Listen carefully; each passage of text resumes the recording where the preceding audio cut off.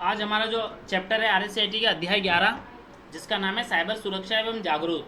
मतलब अपन लोग internet, mobile phone और कंप्यूटर के टच में हैं, तो अपन क्या है, साइबर के टच में है। तो उससे हम लोगों को कैसे अवेयर रहना है, जागरूक कैसे रहना है, वो इस चैप्टर के अंदर हमारे को समझना है। तो इसी के साथ अपन इस चैप्टर को स्टार्ट करते हैं। देखो, साइबर सिक्योरिटी एंड अवेयरनेस क्या होता है, समझ लो। सभी के पास में फ़ोन है, सभी के पास में कंप्यूटर है, सभी मेल आईडी लॉगिन करते हैं, सभी सोशल मीडिया यूज़ करते हैं, सभी शॉपिंग करते हैं। वहाँ पर क्या होता है, हम हमारी पर्सनल इन्फॉर्मेशन डालते हैं। तो हमारे को वो पर्सनल इन्फॉर्मेशन हमारी कोई कोई कैसे मिसयूज़ कर रहा है, या आपको ऐसा लगे कि यार मैं ये इन्फॉर्मेशन डाल रहा हूँ, कहीं लीक तो नहीं हो जाएगी, तो उससे कैसे बचा जा सकता है और कैसे उससे सेफ्टी रखी जा सकती है, वो आप लोगों को इस चैप्टर के अंदर समझना है। और इस एडवांस दौर के अंदर अपने को कनेक्ट तो रहना ही पड़ेगा। आईटी, कंप्यूटर, मोबाइल और इंटरनेट से कनेक्ट तो रहना ही पड़ेगा। बस सावधानी रखनी पड़ेगी। भाई सभी को पता है कि भाई टू व्हीलर कोई लेकर के जा रहा है तो संभावना है गिरने की, तो अवेयरनेस तो रखनी पड़ेगी ना। धीरे चलाओ, हेलमेट पहनो। वैसे कि वैसे सबको पता है कि भाई कंप्यूटर, मोबाइल फ़ोन से आंखें भी ख़राब होती है और मेंटली ज़्यादा यूज़ करने पर इफ़ेक्ट भी पड़ता है। लेकिन सीखना तो पड़ेगा, क्योंकि सारी दुनिया इस पर आ रही है। तो जैसे जैसे लिमिट के हिसाब से हमारे को इसको इस्तेमाल तो करना ही पड़ेगा ना। नहीं इस्तेमाल करेंगे तो पीछे रह जाएंगे, लोग आगे बढ़ रहे हैं और हमारे को ये इसके बारे में मालूम ही नहीं है। ठीक है, तो ऐसा है। चलो इसके आगे हैं, ये देखिए इंटरनेट सिक्योरिटी वाली कुछ बातें दे रखी है। Spy, infected, trojan, hacking, hacker, worm, ये सब वायरस है। वायरस, मेरे मुंह से एक वर्ड निकला, वायरस। वायरस क्या होता है, जैसे कोई बीमारी आती है तो वो कोई वायरस या तो हवा में या पानी के जरिए या जैसे भी पेशेंट के जरिए एक से दूसरे पेशेंट में इन्फेक्ट करता है, वैसे के वैसे कंप्यूटर के अंदर भी एक कंप्यूटर से दूसरा, दूसरे से तीसरा कंप्यूटर इन्फेक्टेड होता चला जाता है। तो वो जो इन्फेक्ट कर रहा है उसे हम बोलेंगे वायरस। अब ये वायरस क्या है, कोई जानवर या जीव नहीं है, यहाँ पे वो फाइल है।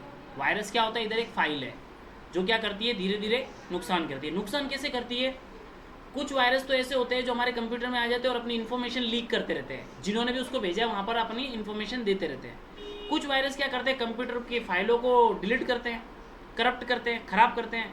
कुछ वायरस क्या करते हैं, कॉपी बनाते रहते हैं, एक फाइल की 10 कॉपी बना देते हैं ताकि आपको मेन फाइल मिले ही नहीं।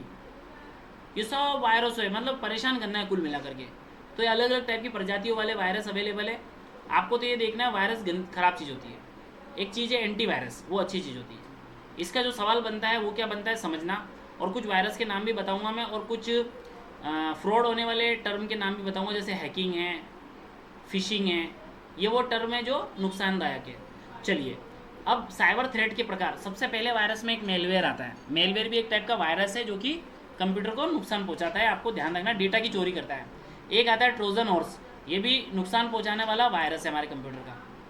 ठीक है, मेलवर्स। स्पाईवेयर, स्पाईवेयर क्या होता है, सुनो। स्पाई का मतलब होता है जासूस। दुश्मनों के कंप्यूटरों से या दुश्मनों के इंटरनेट के जरिए से हमारे कंप्यूटर में एंटर हो जाता है और स्पाई का काम करता है। जासूस, छोटा कैमरा नहीं होता, कई लोग स्पाई के लिए यूज़ करते हैं कि भाई क्या हो रहा है उसको रिकॉर्ड करना है।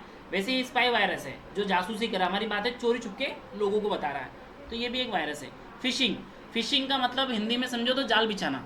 फिश का मतलब मछली, और फिशरमैन मछुआरा, और मछली को पकड़ने वाला, उसका जो जाल होता है ना वो। तो फिशिंग जो टर्म है वो क्या करती है, आपको जाल में बिछाती है। जाल में कैसे, आपको कोई ना कोई ट्रस्ट जीत करके आपको फ्रॉड बताया जाए। जैसे गलती से मेरा आपके खाते में पेमेंट आ गया है रॉन्ग नंबर से, आप मुझे रिटर्न कर दीजिए। या आपको ना कोई झांसा दिया जाएगा कि आपको ना इतना प्राइज़ मिला है, ये वो जो चीज़ होती है जाल बिछाने वाली, ठीक है ना, जो अननोन है, वो चीज़ फिशिंग के अंदर आती है। एक होती है पासवर्ड हमले। पासवर्ड हमले में क्या होता है कि कई बार अपने है ना ईमेल के खाते या वहाँ से अपन लोगों को क्या होता है कि भाई ये ना अपन एंटर कर रहे हैं, लेकिन वो अपन को किसी दूसरी साइट पे लेकर के जाता है ताकि आपकी पासवर्ड लीक हो सके। तो ये भी एक पासवर्ड अटैक है। Deny of service. Deny of service में क्या होता है, आपका कंप्यूटर हैंग सा बिहेव करता है, डिनाई होने लगता है। ठीक है, ज़्यादा डिटेल में नहीं जानना है, आप तो समझ लो ये सब चीज़ें ख़राब है। मेलवर्टाइजिंग, ये भी आपका वायरस का एक प्रकार है। वेब हमले, सेशन हाईजैकिंग, ये सब वायरस है। डीएनएस पाइजिंग। डीएनएस पाइजिंग क्या होता है, सुने।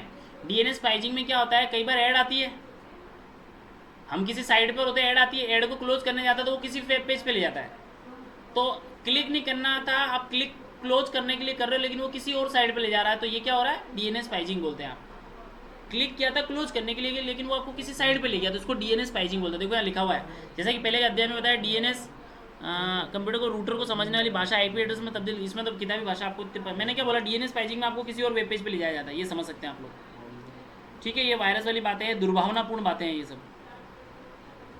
हाँ, उसके बाद में आपको अवेयर रहने के लिए ये भी समझना है कि जब भी किसी वेबसाइट पे जावे तो ताले का निशान जरूर देखे। इसमें क्वेश्चन ऐसा आता है, पेंडल लॉक, क्या लिखा है, पेंडल लॉक वाली बातें लिखी हुई है,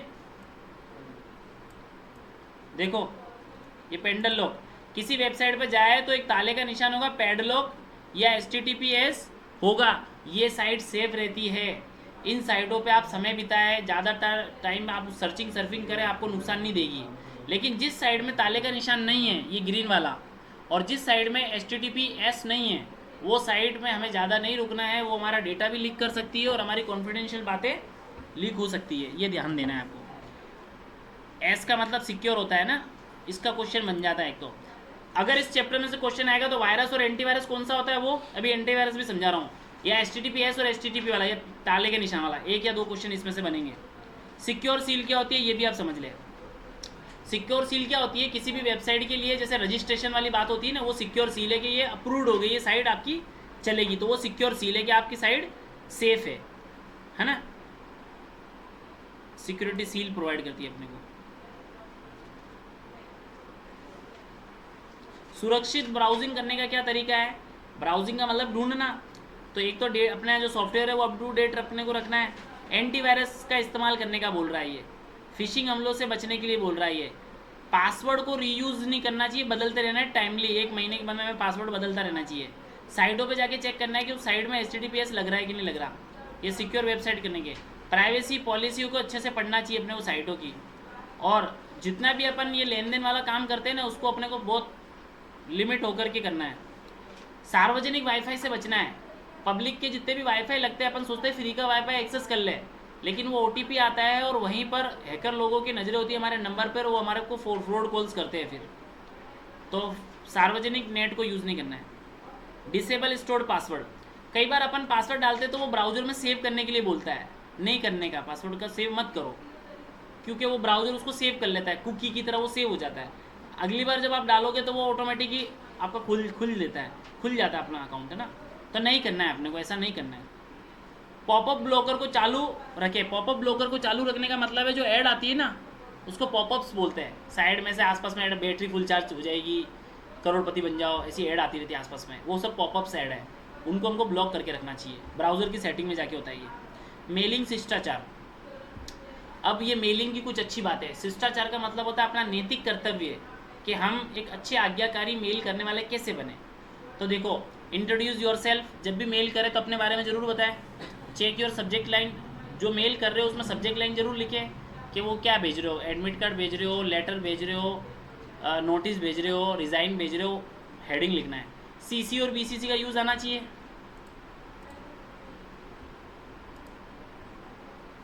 संदेश को संक्षेप में लिखें, मतलब शॉर्ट में लिखना है, वहाँ पे लंबा चौड़ा नहीं लिखना है अपने को, कोई पढ़ता नहीं उसको। एक टॉपिक के बारे में बात कर रहे हो तो उसी पे फोकस करें, यही नहीं वहाँ से वहाँ अंदर से अंदर किसी और में मतलब कहाँ से कहाँ टॉपिक में जा रहे हैं, मतलब टू द टॉपिक बातें करनी है। टोन का ध्यान रखना है, थोड़ा सा मैनर में होकर के बातें, मतलब कंटेंट वहाँ पे लिखना है। रिप्लाई ऑल का अधिक उपयोग ना करें। कई बार क्या होता है कि अपन मेल कर देते, सामने से रिप्लाई आता है, अपन उसको रिप्लाई तो सबको चला जाता है, जब जिससे बात हो रही है तो उसी को रिप्लाई दे।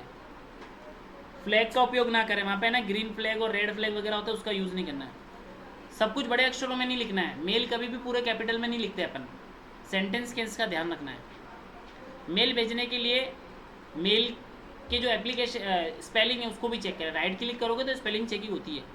अपनी कंपनी का ईमेल निजी नहीं है, अपने ईमेल का हस्ताक्षर का प्रयोग करें। वहाँ पर नीचे ना आप अपने खुद का डिटेल बाय डिफ़ॉल्ट सेट कर सकते हो कि भाई मैं सेंडर कौन है, ये सारी बातें इसमें बता दी है अच्छे मेल भेजने वाले में। ठीक है, स्पेलिंग चेकर का यूज़ करना है। हाँ, अब तक जितना भी पढ़ा है ना उसमें से वायरस, एंटीवायरस और अवेयरनेस वाले में से क्वेश्चन बनेगा। या मेलिंग शिष्टाचार वाले में से क्वेश्चन बनेगा, ठीक है। अब यहाँ आ जाओ, इसका एक क्वेश्चन लास्ट टाइम आया था, जैसे जुर्म होता है, क्राइम होता है, तो उसके लिए सुरक्षा के लिए पुलिस है, वैसे कि वैसे ऑनलाइन भी जुर्म होता है, ऑनलाइन भी कई बार फ्रॉड होता है, तो उसके लिए एक कानून बनाया गया है, उस कानून का क्वेश्चन कई बार आ जाता है। तो भारतीय आईटी अधिनियम 2000 सन 2000 इंडियन आईटी एक्ट लागू किया गया था, इसका सन आता है, क्या सन है, 2000 के अंदर आईटी एक्ट लागू हुआ। लास्ट पेपर में इसका क्वेश्चन आया था, एक क्वेश्चन आया था कि भाई भारतीय अधिनियम के हिसाब से आईटी एक्ट कब लागू किया गया, तो आपको ध्यान रखना सन 2002 के, सन 2000 के अंदर, सन 2000 में है ना, 2000 में।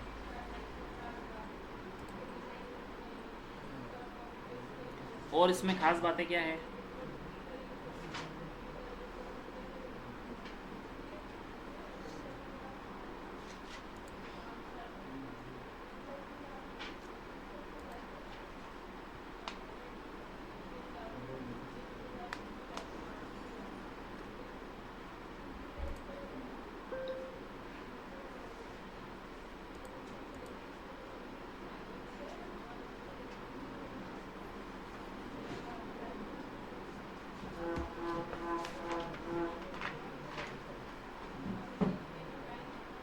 हाँ, एक इस पेज पे जो चीज़ें बताई गई है वो ये है कि साइबर फ्रॉड से बचने के लिए और क्या क्या करना है।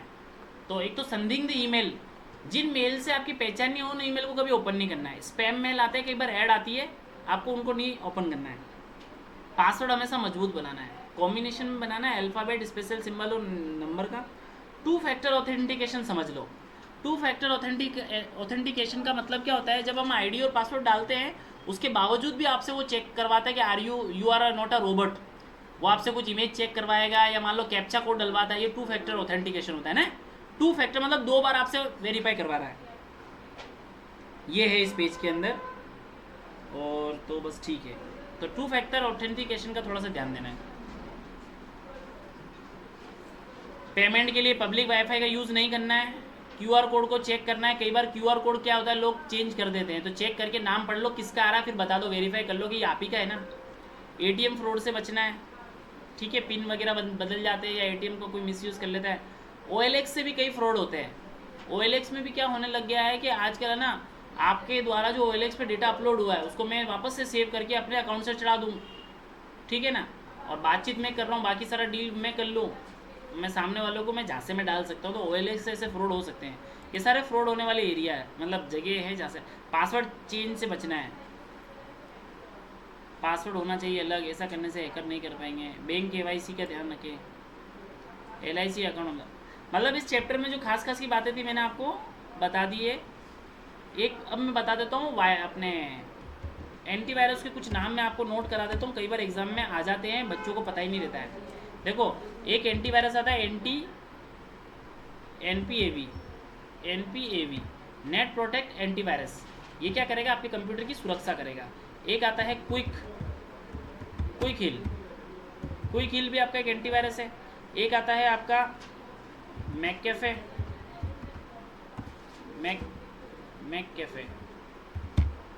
ये भी आपका एंटीवायरस है ना, मैककेफे। एक आपका एंटीवायरस आता है अवास्ट का कई बार आ जाता है, अवास्ट, ये भी एंटीवायरस है। ये वो फाइलें हैं, ये वो सॉफ्टवेयर है जो हमारे कंप्यूटर से सुरक्षा करवाने में हेल्प करते हैं। ये क्या करते हैं, आपको मार्केट से इसकी CD मिलती है, अपने हमको 1500 पर्चे दे करके ला करके हमारे कंप्यूटर में इंस्टॉल करना होता है, और फिर क्या करता है, ये हमारे कंप्यूटर की सुरक्षा करता है, वायरसों से बचाता है। लेकिन अब जितने भी विंडोज़ आ रही है उनमें इसका भी यूज़ हटा दिया है, उनमें इसकी जगह पे क्या आ रहा है, डिफेंडर आ रहा है। डिफेंडर क्या करता है, हमारा ये इनबिल्ट एंटीवायरस है। ये क्या करता है, हमारे कंप्यूटर में कोई वायरस को अंदर ही नहीं आने देता। उसको लगता है ना कोई फाइल डिफेक्टेड है या वायरस फुल है, तो ये अंदर ही एक्सेप्ट नहीं करना था। तो अब एंटीवायरस का दौर जा चुका है।